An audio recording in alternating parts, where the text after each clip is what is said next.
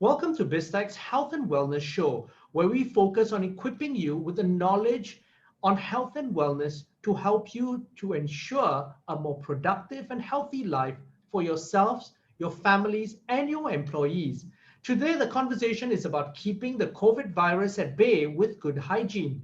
Now, to bring expert insights, we have Ian Sia, the founder of and CEO of Bactakleen. Now, Bactakleen claims to be the #1 antibacterial disinfectant for cleaning, disinfection, and sterilization system in the world. Now, welcome to the show, Ian. Thank you. Now, Ian, can you start by just giving us an overview of what Bactakleen does and the inspiration behind starting Bactakleen in 2008? Okay. I started in 2008 when I was usually when I was driving. I would carry my daughter to the daycare center, and at the time she was a toddler. Every time she got in the car, I started the engine, turned on the air conditioning, I would notice that she would suffer from sinus. Her nose would run, she would cough, she would sneeze. And this went on for months, and I was trying to figure out what was wrong with her. Talked to a pediatrician, and he suggested it could be something airborne. So after digging deeper and talking to a few friends who are in the chemical industry, we tried a few theories that I had, and we came up with a solution to disinfect the air conditioning within the car to see whether it worked. And sure enough, the problem went away. My daughter recovered. She never got that sinus problem again. So from there, the idea came to turn this into a business, because if she had a problem, many other people will have similar issues, whether it's air conditioning inside a car or inside a building. So as we studied further, we realized there was a big problem in air conditioning buildings called sick building syndrome. So this problem that's going around in tropical climates where we use air conditioning, and when we turn it off, the condensation forms within the air conditioning system itself. And that's where bacteria and fungus breeds. So when you turn on the air conditioning again, it comes back out, and people actually have respiratory problems because of that. So we started selling the Ultra Mist in a fumigation format, whereby we fumigate the room, but the aim of it is to get into the nooks and crannies of the air conditioning system. So by doing that, it disinfected the air conditioning system. And of course, it helps reduce airborne germs from being spread from person to person via the air conditioning system. Subsequently, we realized that, okay, the hygiene business, it's something that's up and coming, because SARS came in 2010, if I remember correctly. So then, as you can see, the trend of a possibility of another pandemic coming was very, very real. So we went hard into this business. There was a lot of initial rejection, because people thought that since there is no real need for it, people don't want to spend. It's just pure complacency. So as education got better, more and more people got aware, our business actually grew. And we, of course, spread ourselves to many countries around the world. And we could see that certain countries that were pretty more educated, the acceptance level was much better.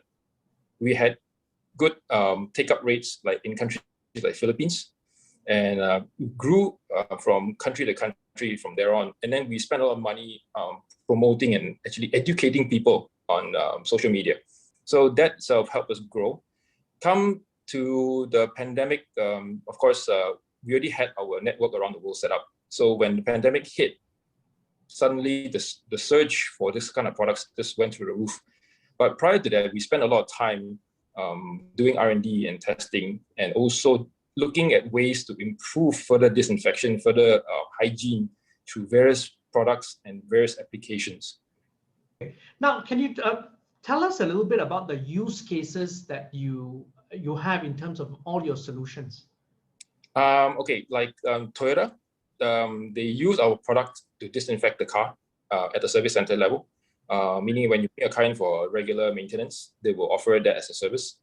We also supply the product to hotels. Dorset Hotels is actually using it. Hilton in Russia is using it. Sheraton in China is actually using our product as well.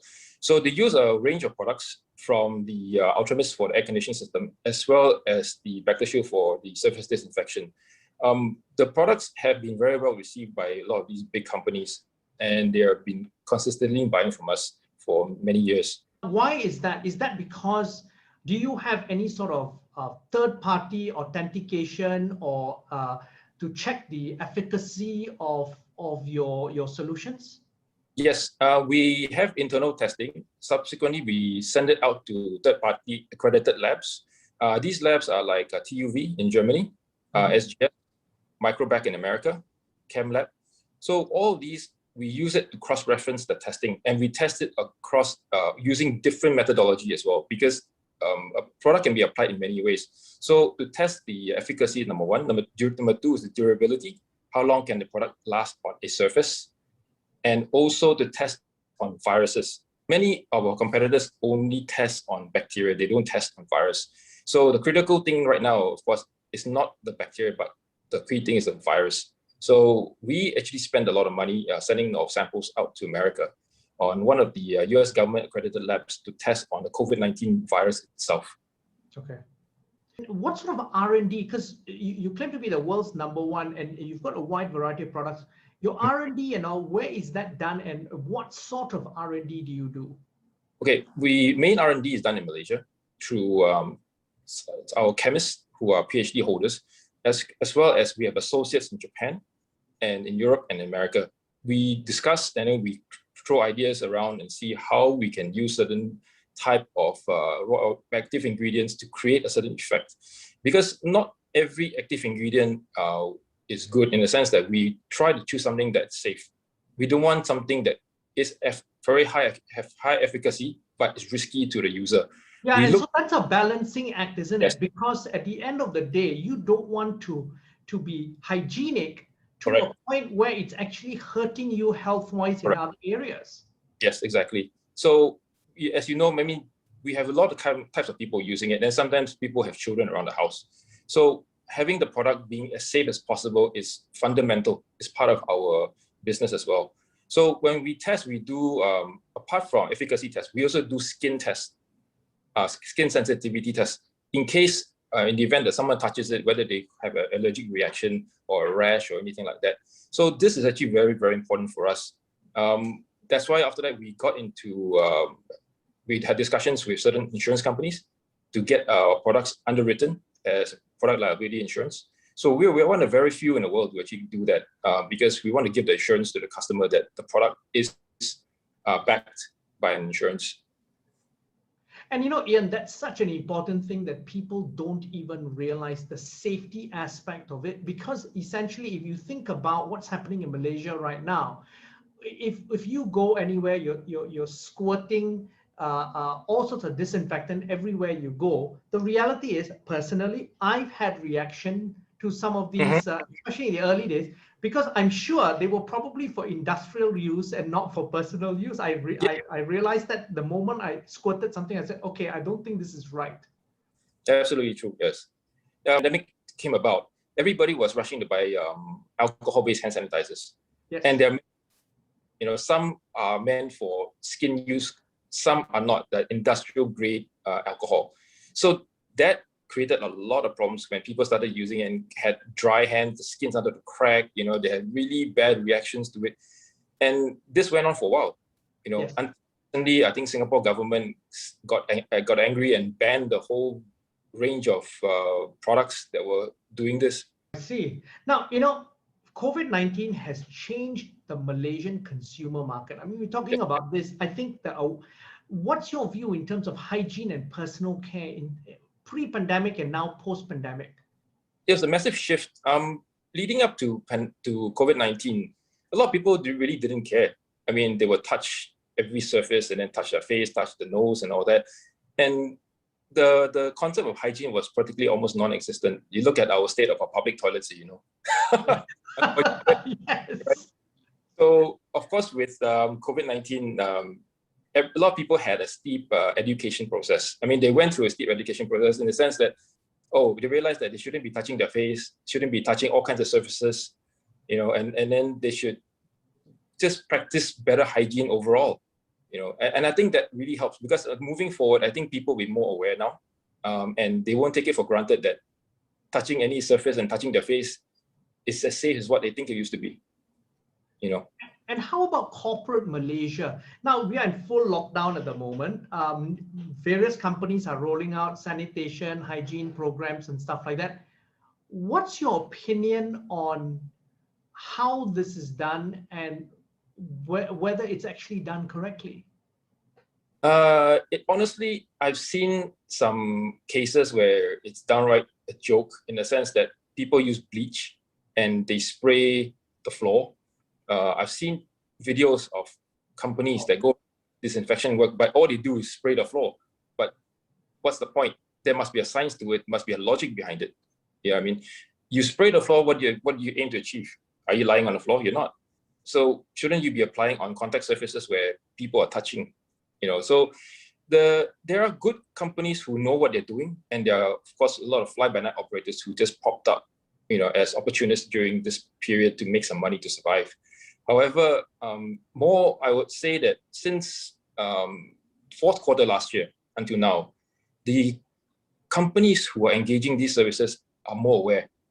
Their level of knowledge have improved quite a bit, which is a good thing.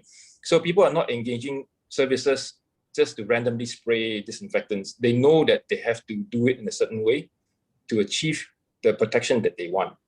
And Ian, one of the key things which you mentioned at the start of the show, which resonates with me, is actually in terms of sick building syndrome and the importance of air conditioning, disinfecting. Yes. I worked in a sick building before. We only found that in Australia.